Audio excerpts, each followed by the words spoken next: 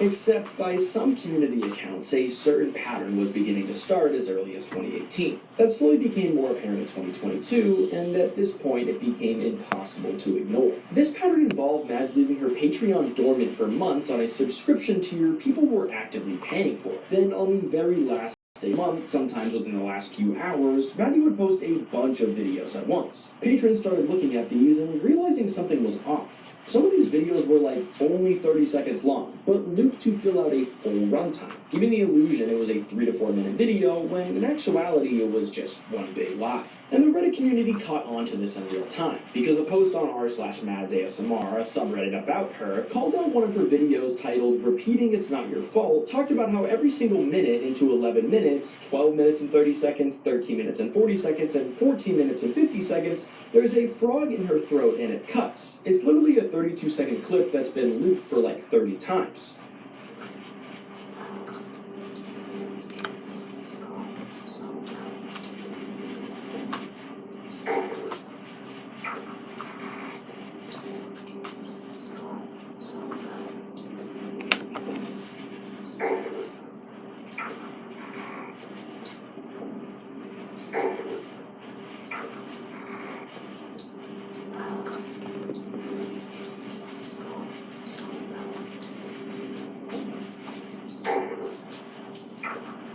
If you can't even sit down for 10 minutes for your main source of income, that supposedly is just barely making you scrape by, you'd think you'd put a little care into the content. To which another Redditor replied, "It strikes me as odd when someone who claims to work their sick ass off, her words not mine, can't film for more than 3 minutes at a time, but can make 20 minutes of an unlooped video and write page-long essays about what she's dealing with health-wise. This is definitely a choice." Oh, and remember that disclaimer I told you to remember on early in the video? Do you remember it? Why yes, she said in her descriptions that they might loop due to her health. You're such a good listener. With this in mind, it became extra hard to give the benefit of the doubt here for Mads ASMR. Because the loop disclaimer, the thing that Maddie would later frame as a health accommodation, had been sitting in her video description since 2019. So because of this, it allowed her to have a ready-made explanation in the public record before patrons ever noticed the problem. Whether that's honest disclosure or a pre-positioning move on her end to not be in the wrong for something that is actually not okay, well, I'll leave for you to decide on that.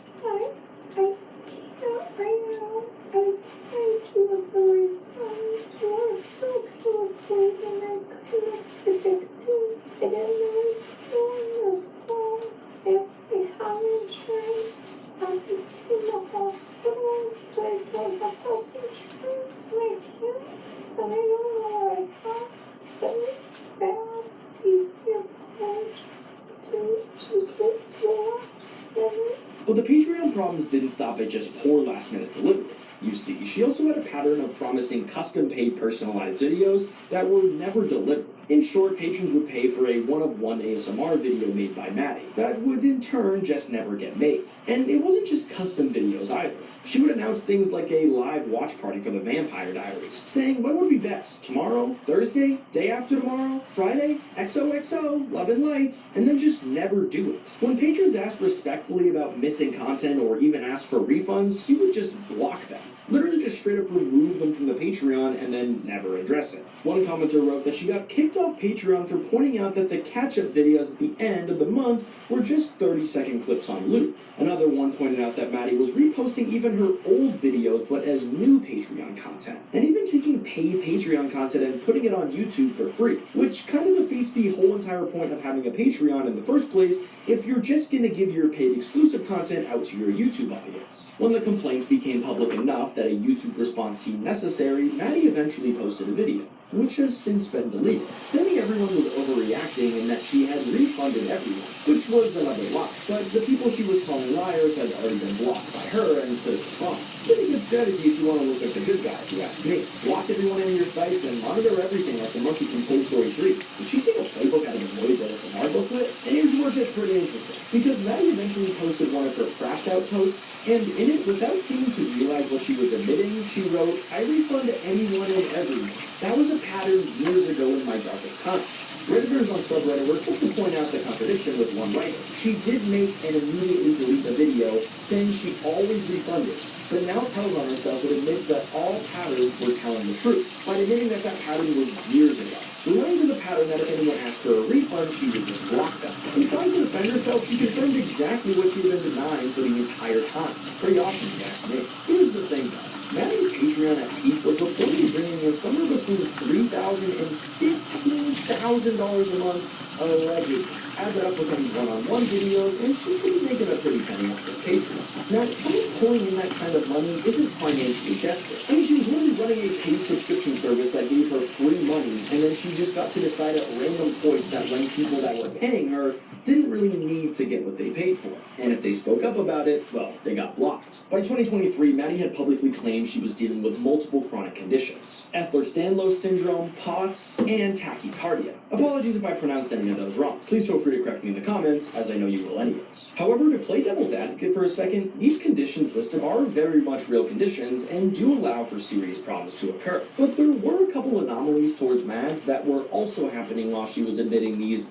very serious claims. You see, the community started noticing inconsistencies throughout her posts. One day she would post on Patreon claiming she was ER level sick, but that same day she'd be actively posting to social media. Now, to play devil's advocate again, which would really just be playing her side, this content could have been batched ahead of time for emergencies when she was sick and couldn't physically post.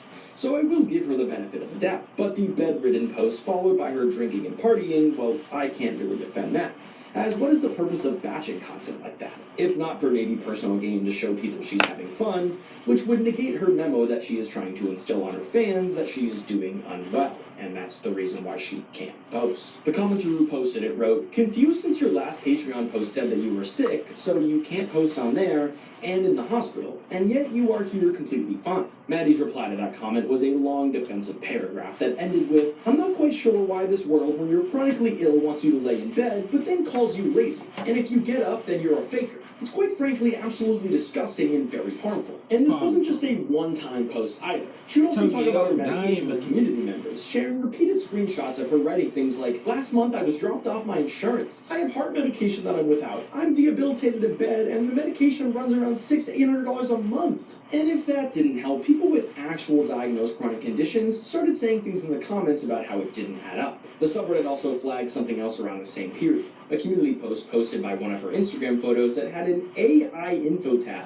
indicating that the content may have been AI generated. And if you actually zoom into the image, you can see one of her fingers appear to be visibly thinner and almost cut off. Some commenters said the bed didn't even look real, and the ceiling had a strange quality to it. Now again, chronic illnesses have good days and bad days, so just because she was fine one day and bad the other doesn't mean we can conclude that she was faking this. However, in May of 2025, something happened, and this was something nobody could really defend. You see, Maddie posted a community update which included a long emotional post about her mental health. Just one small detail about this community update. She forgot to delete the ChatGPT prompt at the top of the post. The community, of course, caught it within hours before it was promptly deleted. Her response to this was just to edit the post, remove the prompt, and add a new claim to it and post it. With the claim being that she had suffered a traumatic brain injury, which conveniently explained why she couldn't write the post herself. Then according to community posts, she edited the post again to say her YouTube was about to shut down, as if she was about to leave the platform entirely.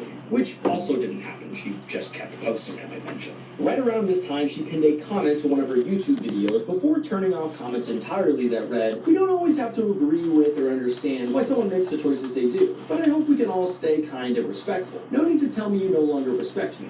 I respect myself and I'm doing what I need to do. Unless you choose to pay for someone else's medical expenses along with living expenses, rethink the judgment that comes to mind. I lose health insurance at the end of July 2025, and my heart rate medication alone is $600 to $800 plus living expenses." This is the moment a lot of long-term fans on her channel started checking out. Oh, and there's one more piece of the Patreon timeline that matters on its own, and I'll be brief about it. At some point, she made a full pivot to OF, with also Maddie introducing a spicy tier with Patreon, which was content that showed her off in lingerie and adult-adjacent content. People subscribed to it understanding what they were getting. Then she changed the terms, rightfully just pulling everyone under the rug, with new terms to follow. You see, she moved the actual spicy content behind a separate paywall after people who already signed up without disclosing that at the point of the purchase. So, the people who subscribed to the spicy tier had to pay again to access the content they thought they already paid for. What's even worse is the story of a mother who was not subscribed to the spicy tier received a Patreon email blast containing an explicit photo of Maddie,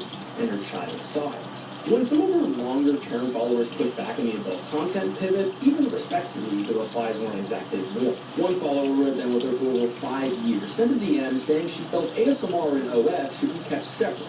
Not out of judgment, but because kids also use their pages for comfort and sleep. Maddie's reply was a long paragraph that ended with, "The audacity you have to think you have a say over the pictures I post. You can unfollow, but don't make false claims." And when another follower commented about having OF fatigue watching the women she followed pivot to that kind of content, Maddie replied publicly by saying, "Throwing women under the bus to center men's comfort is your clear internalized misogyny. That framing is not welcome here." Which again is a take some people might agree with on its own, but it just lands differently when it's the response to a longtime subscriber just politely expressing a concern they have.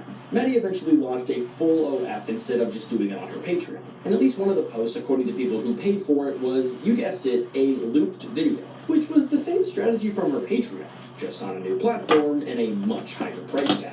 Now, somewhere in 2023 to 2024, because of all this drama, her more popular sister, Grace V, started pulling away from Mads.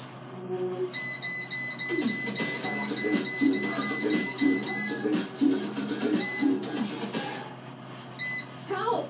We need help! Tindon lost his heart! So the market has a clock. So the Realtor.com market clock tracks data like inventory, time on market, buyer demand, so you know what to expect when you buy or sell. Well, I'm on the clock, so I gotta go. If you didn't know, Clio is a cash invest app where you can get up to $250. Now, I already know what you're thinking. What about my credit? Well, there's no credit checks with Clio. And even better, there's no interest. So if all you need is $75, you'll just have to pay $75 back. No minimum direct deposit needed, no pay stubs, no W-2 forms. And to top it all off, you get to choose the repayment date that works best for you. So if you're ready to stop ghosting those bills, do yourself a favor. I was at the store with $12 in my account and an empty fridge. Payment still 3 days away.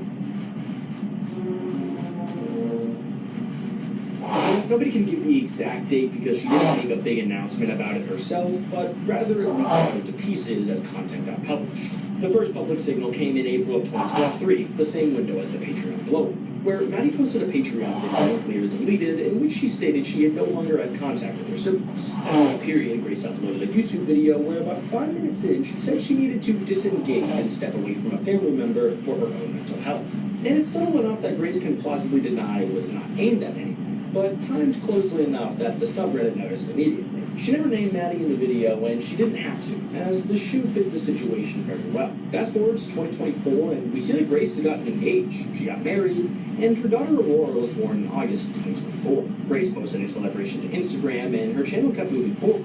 But sadly, Maddie wasn't really a part of any of it. The sister, who was once in half her videos, was just gone from her channel. And that's when people started asking about what had happened, mostly from Maddie's own videos and from community members piecing things together on Reddit. And what was discovered was a lot heavier than anyone expected. So as we move forward, I want to establish that these are statements that are alleged and mentioned in Reddit threads and posts made by Maddie. According to Maddie's own public statements across multiple videos, she has alleged that she was SA'd by a man connected to Grace's husband. The most consistent version of the story, based on compiled community accounts, is that a man was Maddie's ex-boyfriend. According to Maddie's public statements, where she told family what happened, Grace and the rest of the family did not believe her. Now, in a July 2025 post she titled "Heartbreaking for a Cruel Empathy Lacking Work," where she put it all in one place, writing, 2 to 3 years ago I went through a miscarriage, SA, and a life attempt, and then entered my mental health recovery program for a year. I deeply regret my inability to communicate it at all. I was just barely keeping my head up.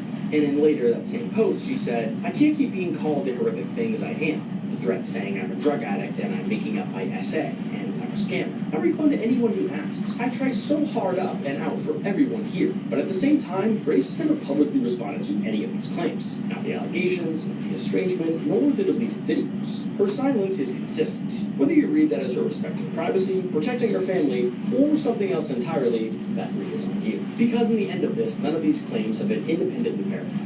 They just exist as serious public allegations from one person, with no court records, no journalism, and no second source. There's also the Mama Mick situation. You see, Mama Mick, another ASMR creator, had a line with Maddie during the estrangement period. According to community accounts, used Grace lined up for a podcast. But Grace had then ghosted her and blocked her. Mama Mick then made a TikTok comments that publicly announced that Grace had left. Simultaneously, Maddie wouldn't do it. Why? Telling fans do not mention it. Mama Meg later walked back on a TikTok comment and said her reaction was emotional, and said that she still held Grace to a high regard. One more detail I want to mention is that Grace reportedly also has the same diagnosis that Maddie had. She mentioned in a recent video that her case is mild, which she attributes to her lifestyle. But you know from the contrast that these sisters have the same diagnosis, yet there are two different public presentations of it online.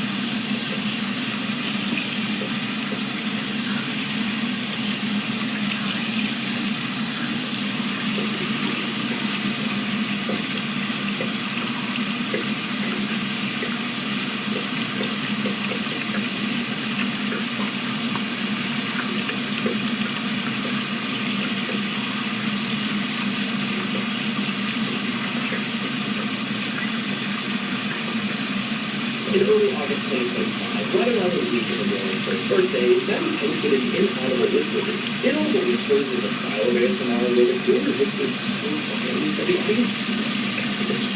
The video was about 30 minutes long and Grace was the subject she posted. Community members timestamped and transcribed the audio before the video came down. And at 12:11, Maddie said she asked Grace to get family therapy and Grace's use. At 12:22, she quotes Grace emotionally and verbally and says there's no way you can say anything different. At 12:07, she says, but then I'm like, then I'm not. And quickly, and then kind of my wall it up. At 12:12, she said that Grace told Maddie that boyfriend that something about abuse, but never told me. I was never told. The implication is that Grace knew about the ex's history with other women and withheld that information from Maddie. If Grace's husband and this man were close enough that Grace had information about him and Grace didn't pass it along, that would be a pretty terrible thing to do to Maddie if she's telling the truth. Which, if we noticed her track record so far, she isn't the best at doing that. At 13:50, Maddie directly quotes Grace, or someone in Grace's circle having said, Maddie doesn't get it. She lied about being hot. Maddie calls this disgusting at 15:45. Why can't you just text message, hey, I'm going to respect? I would have so much respect for her if she just said, hey, Maddie, but there's no respect. Just text right after text, no reply. And calls and letting it ring and never getting back.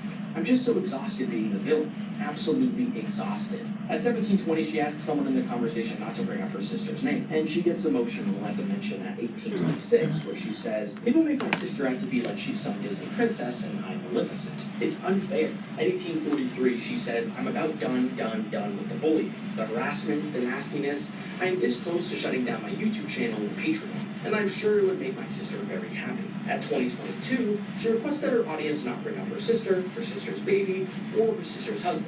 And that's just about all our hardworking patrons on the internet were able to transcribe.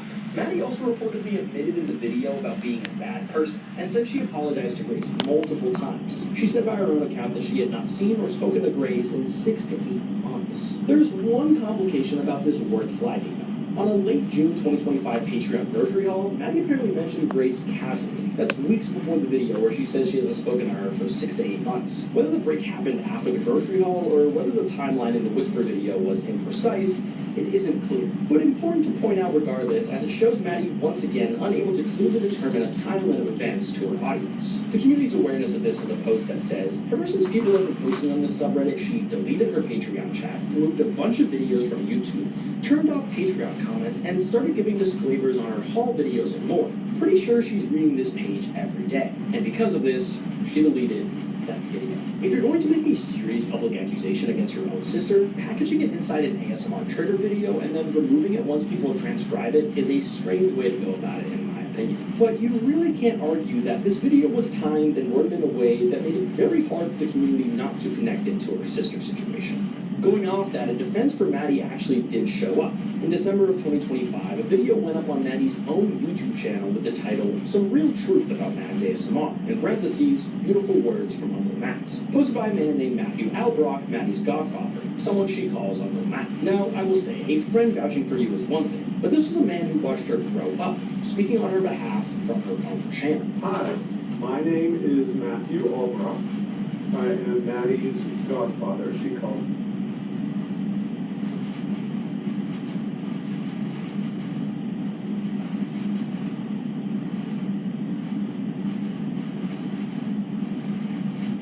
Am I allowed to download my Bigo Lives to YouTube and Facebook? Will it let me do that?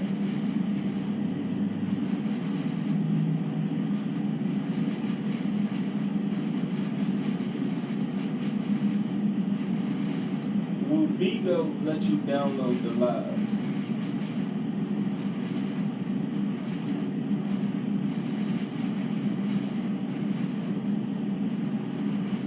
Does Bigo allow you to download the lives to YouTube?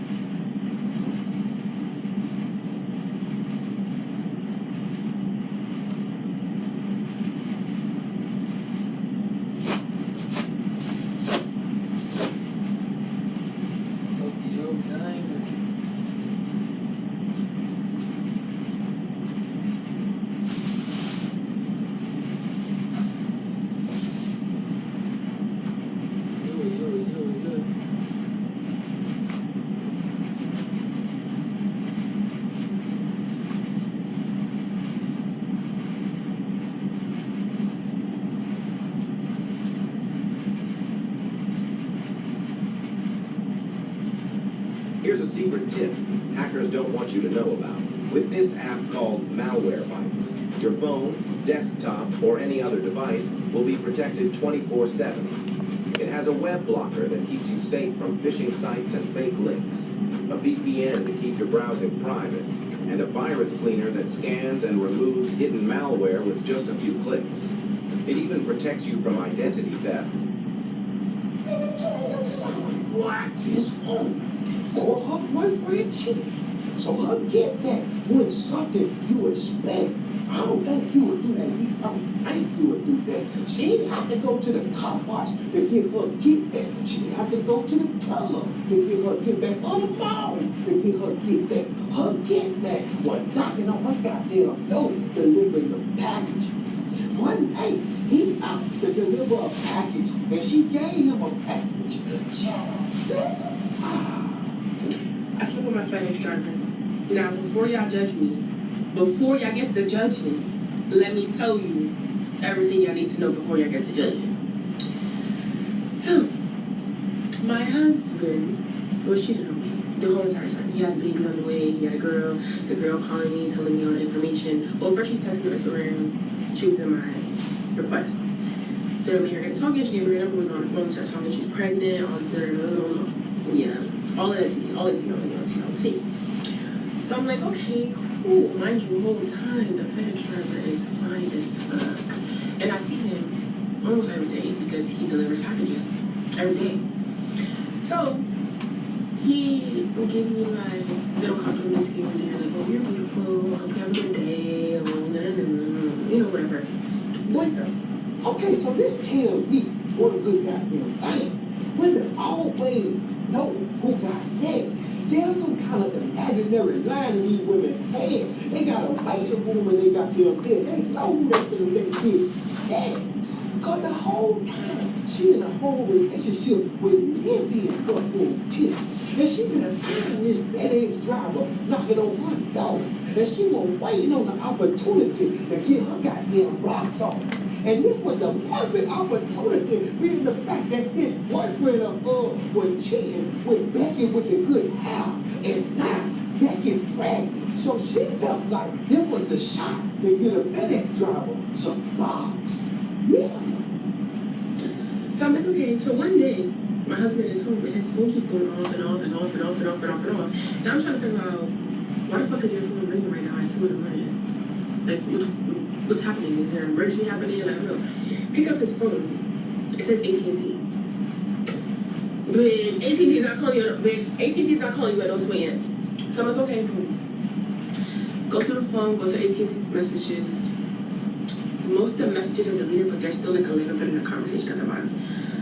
So it's like he deleted the message and then she replied, because like the message, like, it didn't make sense. Like, it was like a random message. It wasn't like a what are you doing, or like a where are you at, or like a, it was like they was in the middle of a conversation, he deleted it, and then there was the rest of the messages there. So at that moment, why you ain't just leave? See, the first position any female comedian is a relationship they can't afford to leave. Tyrone cheating with AT&T because he can afford both of y'all. But cheating is a rich man's sport, or in Tyrone's position, a man with a job sport. But when you catch your ass cheat, because you don't do nothing but stay home and go live all day and do story times all day. When he catch you sleeping with the goddamn FedEx man, you and the driver gonna be homeless. This ain't gonna end well. So I'm reading the messages, Mark. After I seen the message between him and that girl, I'm looking through everything. I'm looking through Instagram, looking through Facebook, Snapchat, everything you could think of. And guess what's on his phone? Bumble. And if you don't know what Bumble is, Bumble is the internet. So, word, I bet. So I just put that in the back of my head. Because my thing is this. You're not finna play with me like I'm dumb. You're not finna play with me like you just finna be out here doing what you want to do and I'm just gonna be here sitting like a fucking dummy. Like, that never gave me. So, he went to work the next day. As he should. I was off of work. The FedEx driver came to bring a package. So I asked him, like, you want some water? Like, it's hot as fuck out there. You want some water? I know you're thirsty type shit. You know what I mean? Boom. I said, you come inside, you know, whenever you came to the house, we gave him some water. We were having little mini conversations. But I had like, I had a roll on with a little, yeah. We did what we did. And I don't regret it. Because that's what the fuck we had. Do I feel bad? No. Should you judge me?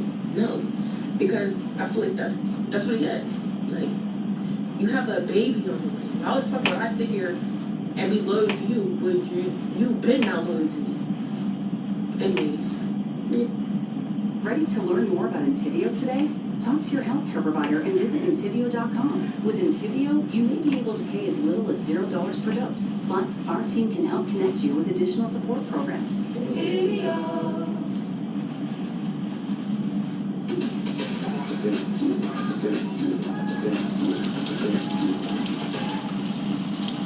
This is how I look on Facebook.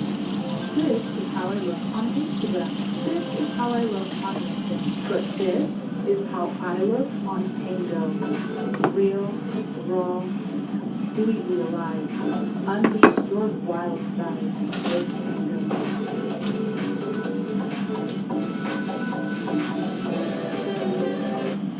You and I were both lied to since childhood. We were told, since we were her age, that we had to save a cat.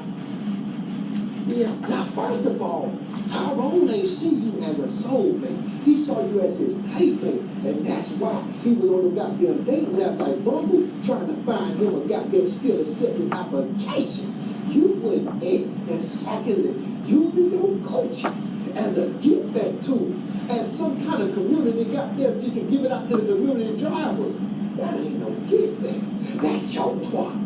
You one gotta handle the fact that you gave your body up to another stranger. Your boyfriend might be dead wrong, but the kettle can't call the pot black. I didn't even think in your right mind that this a W. That's what you did.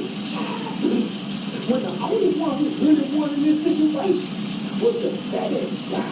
So you didn't have to pay none of your bills, take you out to eat, or even deal with your emotional bullshit.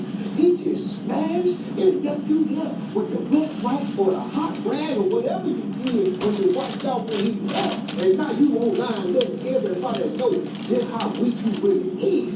Because all you had to do was pack your boyfriend up and pack your shit up and go stay with your mama there until you get back up on your feet. But you ain't do that. But apparently, Mom Quisha ain't the only one that FedEx driver hit. Karen and Becky done joined the chat too. They cheating on their husband with UPS driver over there in the white community. This I love the UPS driver here. Open Marriage Chronicles, yes, I have open marriage. My husband does not care. If anything, he's like, good, make sure those packages are coming, on time and they don't get misdelivered because they used to always have it to us. Well, not anymore. I have these big windows in front of my house so I can always see, like, the mailman, whoever comes to the door. We also have this different neighborhood where there's no mailboxes on the street. They literally have to come to the door, which obviously, like, UPS, they don't do that anyways. But we have had the same UPS driver, Mr. Matchett, for a couple years now, and I work from home, so I like truly get to know all of these people because I'm the type of person who like I eventually will smile. Oh my god, especially this guy. He had no business having calves with me. But I open the door and give them like an energy drink or like a little bag of chips or something. And the other day he was bringing up a package, and the thing is I had taken a spicy food like 5 minutes beforehand, and I was going to do some flicking of the free codes, the flicking of it, and I had to sign for this package. So I opened the door. This man was giving me such boo-boo eyes. I mean, maybe I misinterpreted, but I don't think so. So I was like, can you take a break? Well, that 15-minute break quickly turned into an hour and a half. So you had a package that arrived late. I don't know anything about that. I'm sorry. And I wanted to bet you. That UPS driver, FedEx driver, whatever he was mad. Because she been peeking out that window every day looking for him. Hoping he come up. She probably was online ordering shit every day just to purpose to get this man to come knock on her door. Hoping he the one knock on her door. But the difference in these two scenarios is this woman is in an open marriage. Her and her husband go to the playground and swing on with each other. That's what they do, they swing. Meanwhile, the other girl just looking for an excuse to bust it off. But what I'm noticing is, I'm in the wrong profession. Because it seems like these delivery drivers dropping off boxes and picking up boxes too. And giving the jukebox for the free. They ain't got to deal with the in-house problem. They got to pay these real bills. They ain't got to pay no car note, monthly allowances. None of that. Y'all might want to go down there and put in an application. Because these women opening doors and they ready for gas. Have you ever let your UPS driver in? Comment below and let Uncle Nino know if you want to keep it private. Text my phone with your story, 786-310-3112. Comment below if you married right now, but you got a fine UPS driver delivering your goddamn boxes and you want to give him some box. Let Uncle Nino know. I ain't gonna tell nobody. Comment below if you're a UPS or a FedEx driver that done knocked some boot while he was on the goddamn job. Comment below, let Uncle Nino know. Put me up on game so I can go get me a brown uniform with the UPS goddamn package on the thing and put on me some jewelry and go knock on some doors smelling good so I can make some good. Comment below, let me know in the comment. Make sure y'all hit that like button. Make sure you share this video, baby.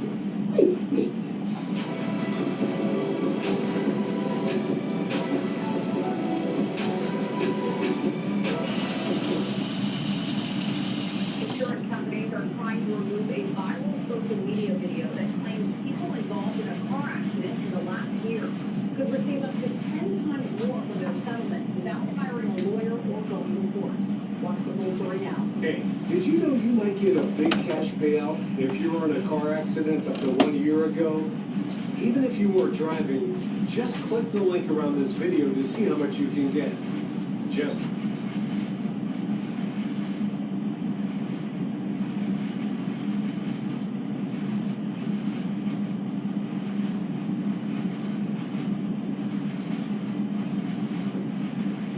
what's going on, fam, man? It's your big bro Train. You tuned in to another. What's going on, fam, man? It's your big bro Train. You tuned in to another exclusive video. Thank you so much for tuning in. I appreciate you for tuning in and listening to this powerful message that I'm about to tell you. Okay? I didn't know what video to make today. But it came to me in a download, like it always do. So this is the message that I have for you today. Listen to this message and live by every word that I'm telling you in this message, because I think this is a prophetic message. Alright? I don't know if y'all been having a lot of dreams lately. Okay? There's some strange stuff going on in the world right now, y'all. And nobody knows what's happening. Nobody knows what's going on. There's so much events going on. There's so much weird stuff going on right now that you should not go outside not unless you really have to. Just put it like that. All right. This is the your own domain, your place you stay at, wherever you live at. That is the most safest place you could be right now because it's definitely not outside. There's some real spiritual stuff going on outside.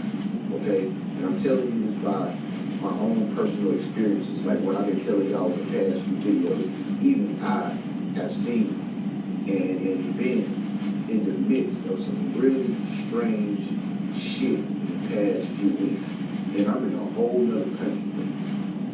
Okay, so that tells me right there that whatever is going on is not just in one place. This is a worldwide situation that we're facing right now. Okay, but before I tell y'all more about this situation in the world right now that we're living in, these times that we're living in, you already know I got it on deck. Yeah, water on deck, y'all.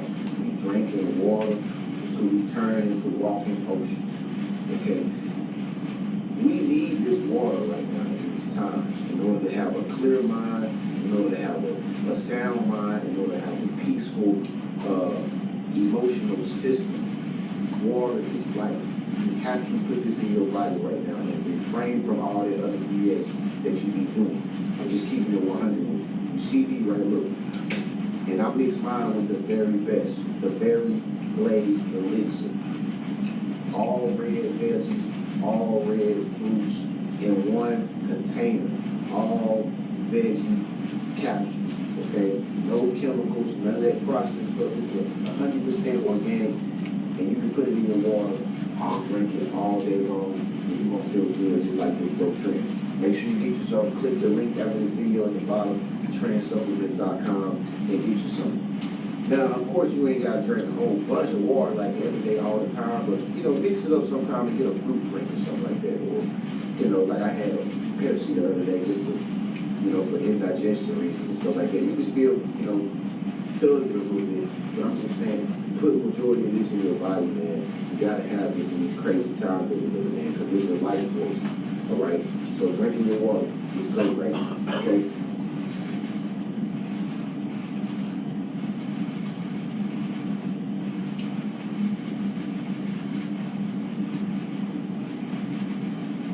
Dropping lift, daytime.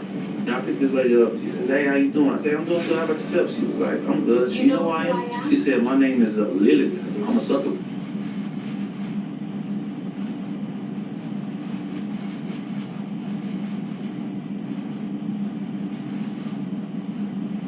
No.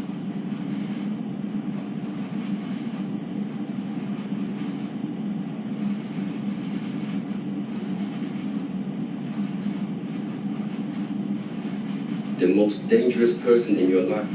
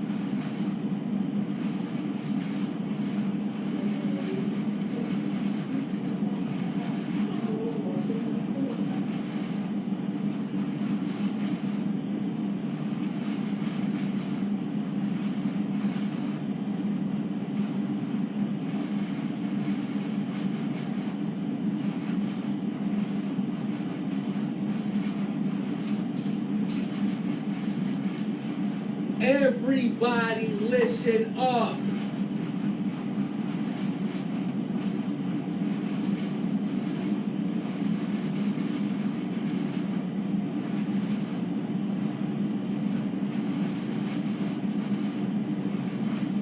I had 101 votes.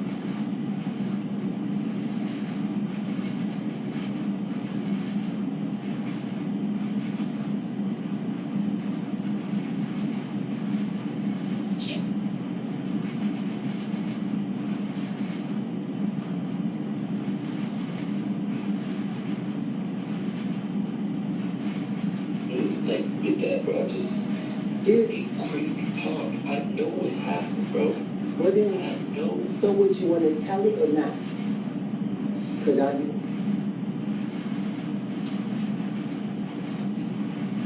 Few people realize that the kindest person in the room is often carrying the heaviest emotional weight. An empath is not simply someone who cares deeply. An empath is someone who feels deeply. They absorb emotions, notice unspoken pain, and often spend their lives trying to bring comfort to people who may never fully understand what they give in return. Because of their patience, their compassion, and their willingness to forgive, many people make a dangerous mistake. They assume an empath will always be there. They assume that no matter how many times trust is broken, promises are ignored, or feelings are dismissed, the empath will continue to stay, continue to understand, and continue to give. That belief has destroyed more relationships than most people realize. The truth is that empathy is often mistaken for weakness, when in reality it requires tremendous emotional strength. It takes strength to remain kind when disappointed. It takes strength to remain patient when hurt, and it takes even greater strength to keep seeing the good in people after being let down again and again. What makes this so important is that empaths rarely react the way people expect. They do not always argue. They do not always seek revenge. They do not always announce that they have reached their limit. Instead, they absorb pain quietly for months or even years. They carry emotional burdens that nobody sees. They make excuses for the people they care about. They convince themselves that things will improve. But beneath that calm surface, pressure continues to build. And when that pressure finally reaches its limit, the outcome can be shocking not only for the empath, but for everyone around them. Many people never notice the warning signs until it is already too late. They only recognize the value of the empath after the connection has changed forever. In this video, you will learn what an empath really is, why their kindness is so often misunderstood, what slowly pushes them toward their breaking point, and why the consequences of breaking an empath can be far more severe than most people expect. You will also discover lesser-known truths about emotional exhaustion, silent detachment, and the powerful psychological shift that happens when someone who has given everything finally decides they can give no more. Most importantly, you will understand why the moment an empath stops fighting for a relationship is often the moment the other person begins to realize what they have lost. The final part of this video reveals the consequence that catches most people completely off guard, so make sure you stay with us until the end. If you're interested in human behavior, psychology, relationships, and the hidden patterns that shape people's actions, you're in the right place. Welcome to the channel, and if you're new here, subscribe now and join us for more insights into the human mind and the behaviors that most people never notice until it's too late. Most people look at an empath and see kindness. They see patience. They see someone who listens, someone who forgives, and someone who seems willing to understand almost anything. What they usually do not see is the amount of emotional pressure hidden beneath that calm surface. One of the biggest reasons empaths endure behavior that others would leave behind is because they naturally try to understand before they judge. While most people see actions, an empath often sees the pain behind those actions. When someone becomes distant, an empath wonders what they might be struggling with. When someone becomes rude, an empath looks for the hurt that may be causing it. When someone disappoints them, they search for explanations before reaching conclusions. This ability to understand people is one of their greatest strengths, but it can also become one of their greatest vulnerabilities. Because while other people may recognize a red flag and immediately walk away, an empath often stays longer than they should. They convince themselves that the person deserves another chance. They believe that everyone makes mistakes. They remind themselves that nobody is perfect, and little by little, they continue investing emotional energy into situations that may no longer deserve it. The difficult part is that most empaths do not realize how much they are carrying. They become so focused on helping others that they stop paying attention to their own emotional needs. They listen to problems, they offer support, they absorb stress. They become the safe place people run to when life becomes difficult. Friends call them during emotional crises. Family members depend on them during hard times. Partners lean on them whenever problems appear. Over time, this can create a dangerous imbalance. The empath becomes everyone else's source of comfort while having very few places where they can unload their own emotional weight.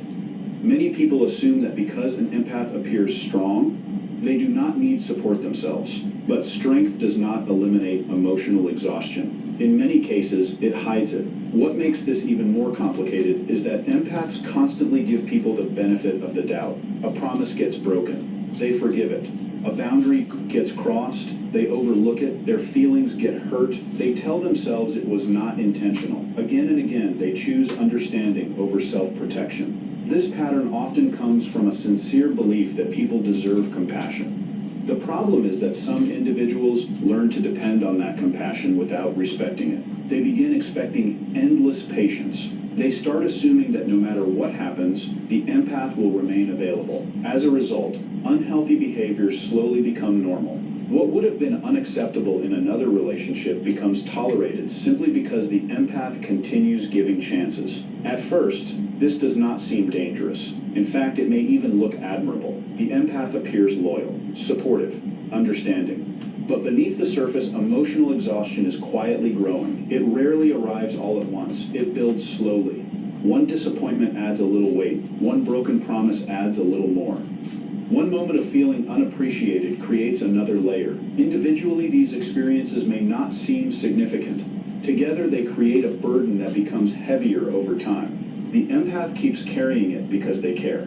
They keep carrying it because they hope things will improve. They keep carrying it because walking away feels harder than staying. Yet every emotional wound leaves a mark, even when it is hidden. Many people believe emotional burnout happens suddenly. In reality, it often develops so gradually that the person experiencing it barely notices. An empath may wake up one day feeling tired without understanding why. They may feel less enthusiastic about conversations they once enjoyed. They may begin needing more time alone. They may feel emotionally drained after interactions that previously felt natural. These are not random changes.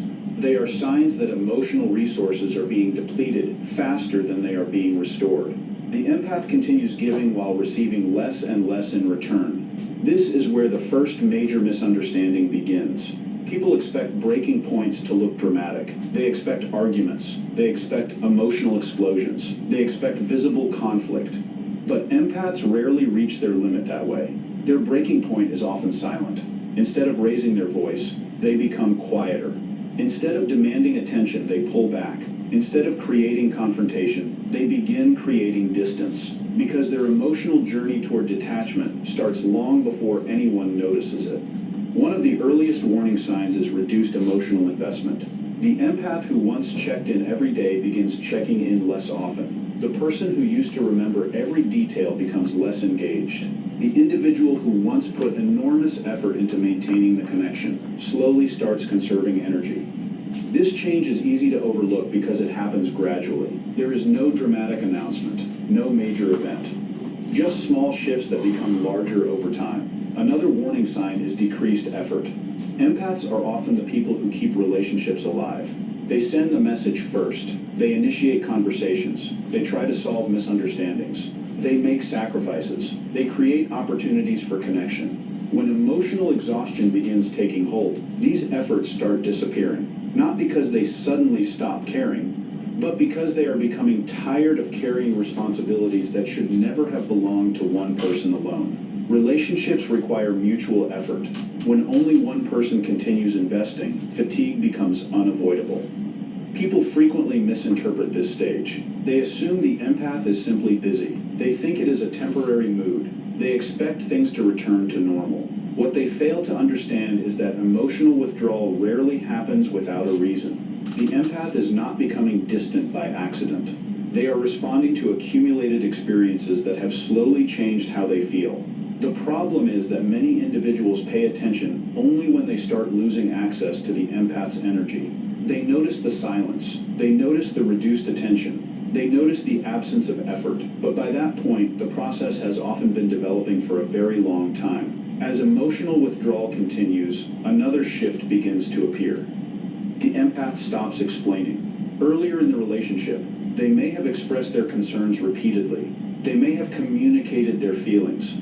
They may have tried to solve problems through conversation. But after enough disappointment, many empaths begin believing that their words are no longer making a difference. Repeating the same concerns becomes exhausting. Explaining the same pain becomes exhausting. Eventually, silence starts feeling easier than continuing a conversation that never creates change. This silence is often misunderstood. People assume the problem has disappeared because the empath has stopped talking about it. In reality, the opposite may be true. The empath has stopped talking because they have started emotionally disconnecting from the outcome. The energy that once fueled endless discussions is fading. The desire to fight for understanding is fading. The hope that things will improve is fading. What remains is emotional distance. At this stage, many relationships reach a dangerous point because the warning signs remain invisible to those who are not paying attention. They continue assuming the empath will always be there. They continue relying on old patterns. They continue taking emotional support for granted. Meanwhile, the empath is quietly approaching the limit that few people recognize until it has already been crossed. The final breaking point rarely comes from one dramatic event. This is one of the biggest misconceptions about empaths. People often search for the single moment that ended everything. They look for one argument, one betrayal, one mistake, one decision. But most of the time, the truth is far more complicated. The breaking point is usually the result of accumulation. It is the combined weight of countless experiences stacked on top of each other over months or years. Repeated betrayal plays a major role in this process. Trust is one of the most valuable things an empath offers. They want to believe in people. They want to see the best in them. Every betrayal damages that trust. The first betrayal may be forgiven. The second may be understood. The third may be excused. But eventually, patterns become impossible to ignore. Trust begins eroding. Confidence begins fading. The empath starts realizing that understanding someone's behavior does not make that behavior acceptable. Lack of appreciation creates another powerful source of emotional damage. Many empaths spend years giving support without expecting much in return. They help because they care. They listen because they care. They sacrifice because they care. Yet every person needs to feel valued. Every person needs to feel seen. When appreciation disappears, the empath begins feeling less like a person and more like a resource. Their kindness becomes expected rather than respected. Their efforts become invisible. Their presence becomes taken for granted. Emotional manipulation creates even deeper wounds. Because empaths naturally care about other people's feelings, they are often vulnerable to guilt-based pressure. They may be made to feel responsible for problems they did not create. They may be convinced to ignore their own needs. They may be pushed into carrying burdens that belong to someone else. Over time, this creates a toxic cycle where the empath continues giving while receiving increasing emotional strain in return. One-sided relationships are another major factor. Healthy relationships involve balance. Both people contribute. Both people support each other. Both people make efforts to maintain the connection. In one-sided relationships, this balance disappears. The empath becomes the giver. The other person becomes the receiver. Day after day, month after month, the imbalance grows larger.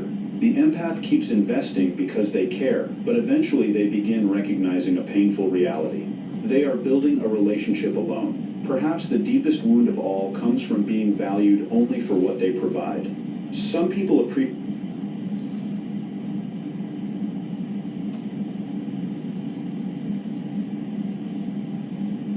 Are mom and pop's restaurants open on Sunday in Lexington, Kentucky?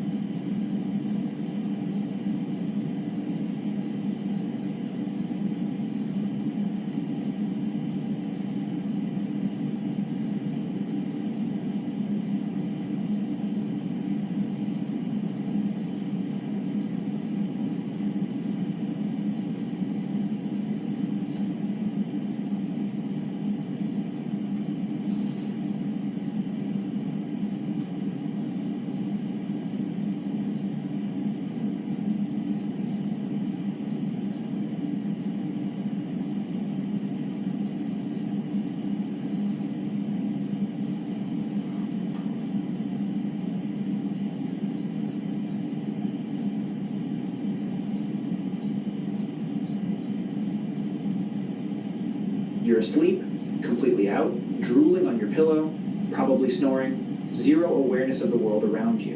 You are, by every biological definition, helpless. Now, imagine you're not in your bedroom. You're in a tent, a thin piece of nylon, like embarrassingly thin, separating you from a forest full of animals that could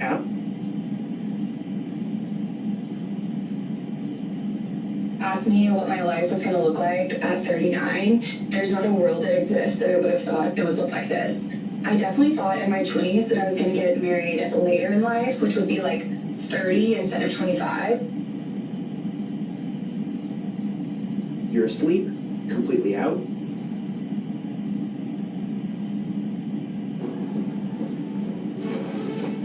Okay, should I get this or this? Gemini in Chrome? Which of these noise-canceling headphones has long battery life? This looks good.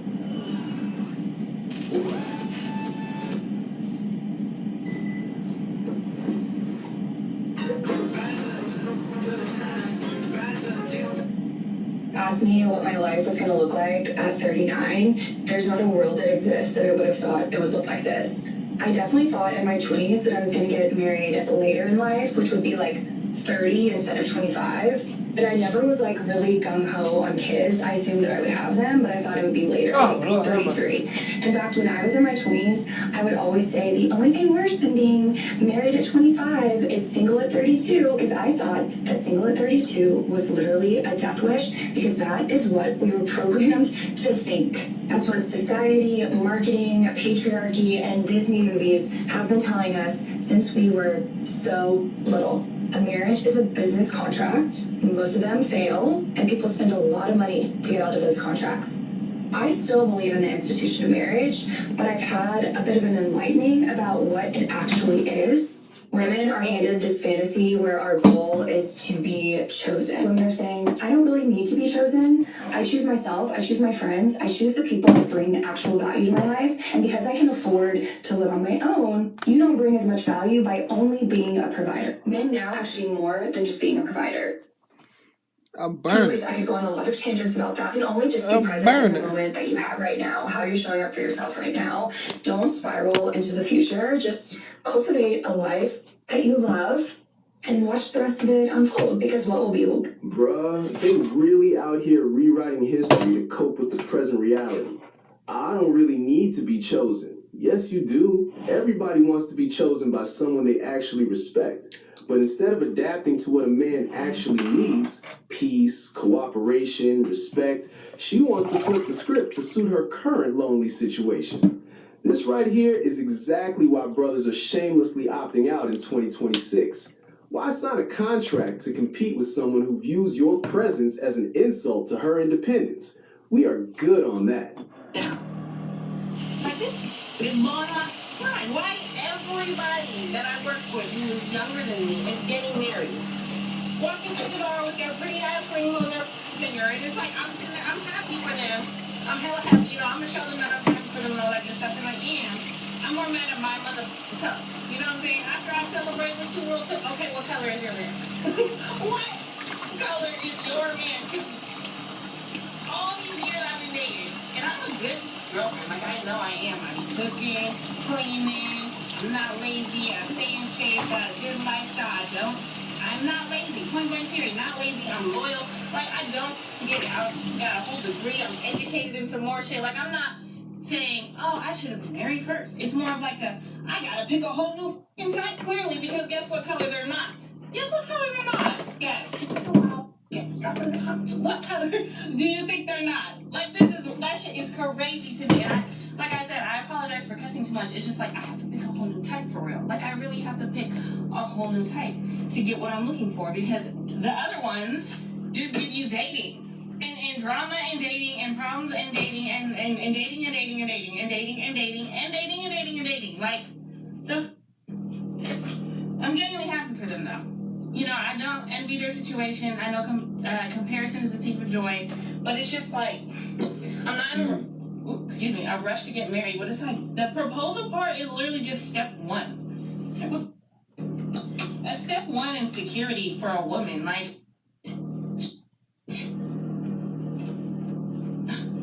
I know I'm I'm not the problem, then my type is the problem. It is actually funny watching them try to fake being happy for other women. She says she is celebrating with them, but the very next breath she is interrogating them about their man's race. That is pure bitterness leaking out. She genuinely thinks a ring is just a security blanket for her, not a lifelong commitment to a man. Brothers peep that selfish, extract-only energy from a mile away. Let her switch up her type all she wants. Those other dudes are going to see the exact same sense of entitlement we did and keep it moving. Women, men are not chasing y'all anymore in this 2026.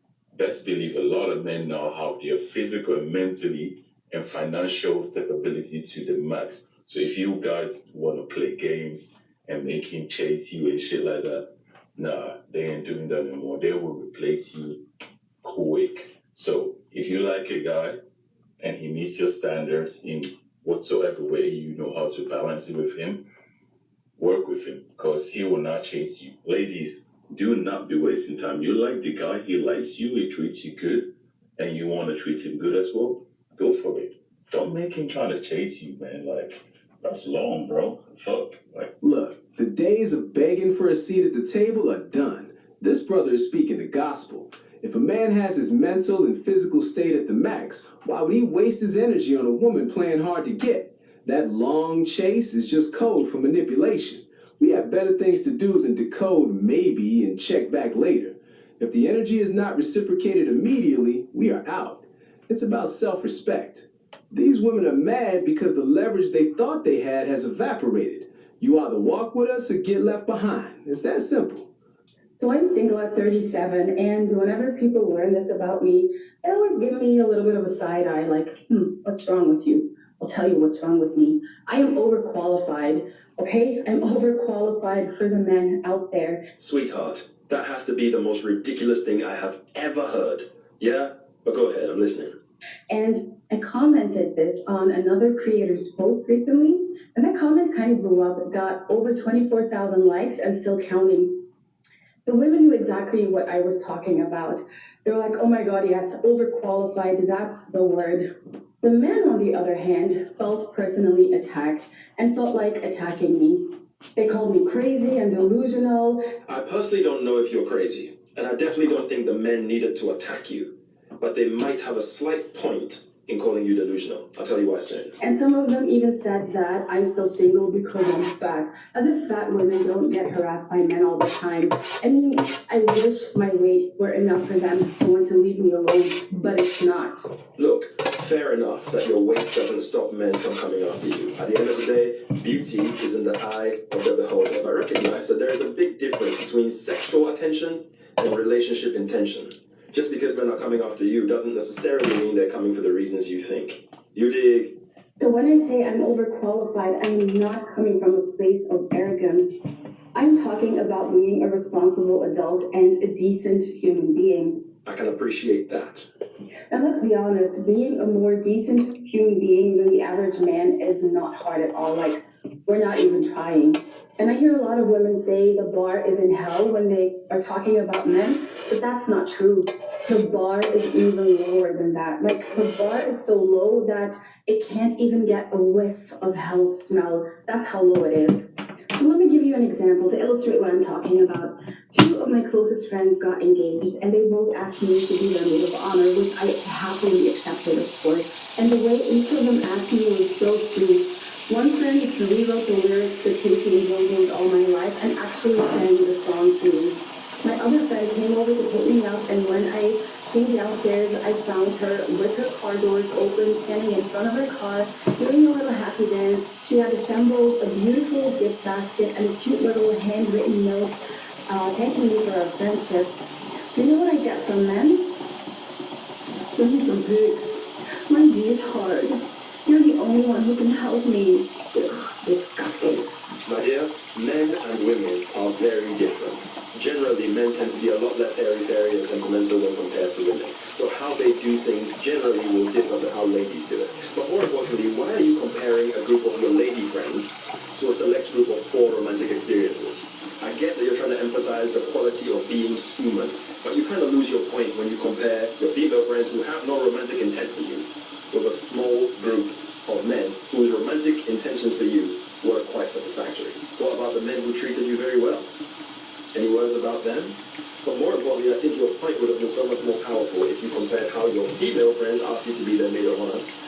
some of your male friends ask you to be their maid of honor. You dig? So what we're basically asking for are men who are capable of being actual partners, men who are kind, caring, dependable, responsible. Well, here's a newsflash. That kind of man actually exists. There's plenty. Men who are actually adults instead of little man-children whose fragile egos and unregulated emotions we constantly have to tiptoe around. Here's another newsflash. You don't have to deal with the kind of man you just described. And one of the men commented under my response saying, "Oh, I'm too rich to buy a car, so that's why I prefer to walk." Do you not hear how stupid that sounds? Actually, I think he's got a good point. Hermanito, frérot, bruce, we would much rather walk, nay, crawl to our destination than get in a car that looks all shiny and new and safe, only to find out that that car is an absolute hazard to our security, to our safety, to our well-being, to our health. Fair enough. Women are done settling, and I love that for us. I love it for you too. I think you should not settle. Keep your standards as high as you want. But it's important that within that framework, you remember that it is the cat who decides which milk is good. You dig? I don't mean to commodify women, but I need you to pay attention and entertain this analogy to make my point. Imagine that I want to sell this bottle of water for £50,000. Yeah? And regardless of what anybody says, I tell them to shut up. Because if they can't afford it, then this bottle is overqualified for them. Imagine I said that, and I'm selling it for £50,000 because I know the bottle's worth. Well, guess what? If nobody wants to buy it for 50k, then that means the market is telling me that it is not worth 50k. Because if it was, the market will buy it. You dig? So that means in order for me to sell it, I have to reassess what it's worth. So maybe I pitch it for 30k next time. If nobody buys it, then the market says it's not worth that. I have to take it down and keep reassessing until I can find a buyer. So, similarly, in the dating market, you can have your metaphorical price / your standards as high as you like. Fair enough. You know your worth. But really and truly, it's men who decide a woman's worth in the dating context. In the same way, it's women who decide a man's worth in the dating context. So, again, you can have your standards as high as you want. But are the men who qualify choosing you? Because if those men are not choosing you, then perhaps you ain't worth what you think you are. This is a hard truth a lot of ladies need to accept. It's men who choose for the long term. Yeah? It is the men who give the titles. So, have your standards as high as you want. But if ain't nobody buying, maybe you ain't that. Perhaps, in your world, you are overqualified for a lot of the guys you've experienced. But what about the men who actually fit the standard you want? Do you qualify for them? Because if they ain't choosing you, then perhaps you're actually underqualified for them. Just some food for thought. To quote the great late Miss Whitney Houston, I'd rather be alone than unhappy. Well, that's completely fair. On that note, peace. Hey, watching the overqualified line get 24,000 likes just shows how many women are stuck in this echo chamber of delusion. They validate each other's failures instead of keeping it real.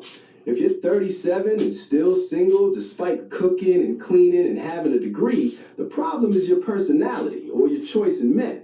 But instead of fixing that, she claims she's a 50,000-pound bottle of water that nobody can afford.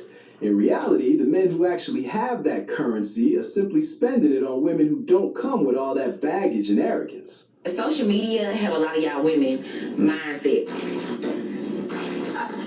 A lot of y'all women on social media, y'all going by what these celebrities, men giving their woman and stuff like that, and y'all want a man to do this and that and all this other stuff. When half of y'all never even had a rich man. Y'all don't even have friends that had a rich man. But y'all going by social media talking about y'all want this type of man and y'all never even experienced it. Y'all haven't even experienced rich man adjacent. I believe social media got y'all confused. How can you say if you're making $60,000 a year and you get with a man making $60,000 a year, how the hell you expect him to pay all the bills and take you on trips and do nice things? That is unrealistic. You're not. We have to come to the conclusion that some women will never date a rich man. You will never date a man in the 1%. And the fact that y'all wanted these men to do this and that because of what y'all see on social media and what the next woman getting, when y'all never experienced a man that's even in the 1%, y'all never even had a friend that dated a man in the 1%. So why the hell are you going on social media on something that you never even experienced? Man, the God's timing line is the one that got me. That's the ultimate get out of jail free card for lack of accountability. They really think the creator is holding up their marriage because he's waiting for a billionaire to drop out of the sky into their living room. Meanwhile, they're ignoring good, solid brothers. Later, Gators. Because he doesn't have the private jet they saw on IG. It's funny. They'd rather stay single and blame the